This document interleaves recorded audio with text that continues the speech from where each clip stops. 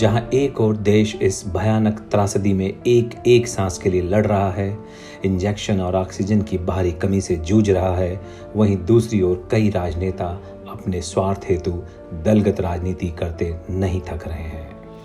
ऐसे में इस तरह की दलगत राजनीति के हमेशा अपवाद रहे युवा कांग्रेस विधायक नीरज शर्मा घूसखोरी, कालाबाजारी, रिश्वतखोरी जैसे कई मामलों को प्रमुखता से उजागर कर रहे हैं।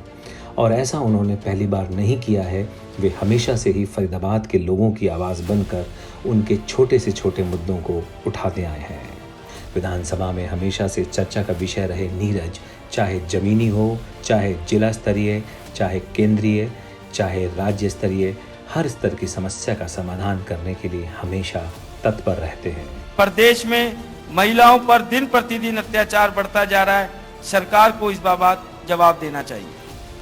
सरकार के अलग अलग विभागों के गैर जिम्मेदार नजरिए की वजह से जहां लाखों लोगों को रोजाना परेशानी उठानी पड़ती थी, वहीं नीरज ने हर एक सरकारी स्तर पर आवाज उठाई और आज आप सबके सामने एक मिसाल कायम कर दी है। ये कम से कम 35 करोड़ रुपए का घोटाला है। 704 फड़े, योग्य आदमी को एक को फड़ नहीं मिली। 4 बजे अलॉटमेंट चालू हुआ, 7 बजे बंद कर दिया। आप 180 मिनट में 704 फड़ अलॉट ही नहीं कर सकते। नीरज का मानना है कि हमें कभी भी आपदा को अवसर की तरह नहीं लेना चाहिए और उन्होंने इस मुश्किल दौर में लोगों की सहायता करके ये कर भी दिखाया।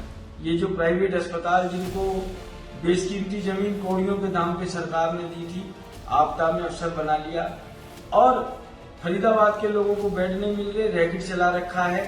फरीदाबाद से बाहर के लोगों से बेड भर रखे हैं और गरीब आदमी कहाँ जाए, रोड पे मर रहे हैं, मौतों की संख्या देखी नहीं जा रही। कोविड की इस दूसरी लहर में भी नीरज ने अपने साथियों के साथ मिलकर एक नए जोश और उत्साह के साथ काम किया और अभी भी कर रहे हैं।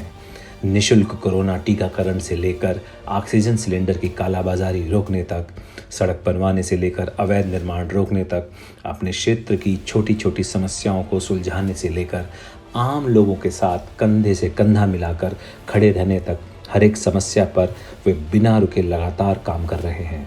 जिनको जरूरत है उनको सिलेंडर मिल नहीं रहे और हम कई दिन से लगे पड़े थे। हमने अपने लोगों का जाल बिछा रखा था, कहाँ कालाबाजारी हो रही है, कहाँ नहीं हो रही है।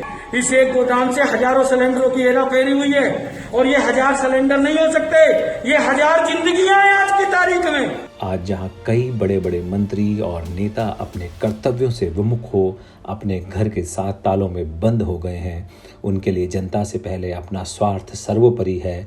ऐसे में नीरज एक आदर्श प्रस्तुत कर रहे हैं।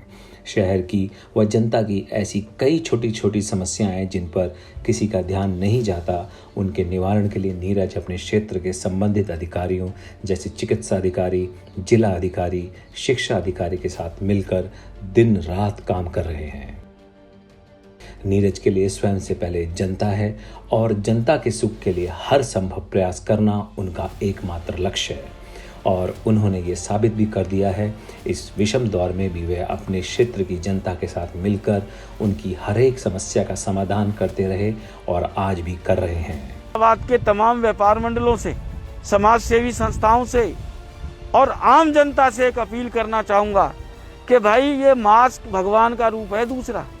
वर्तमान में देश को इसी तरह के युवा नेतृत्व की आवश्यकता है जो राजनीति से पहले समाज सेवा को महत्वपूर्ण मानता है।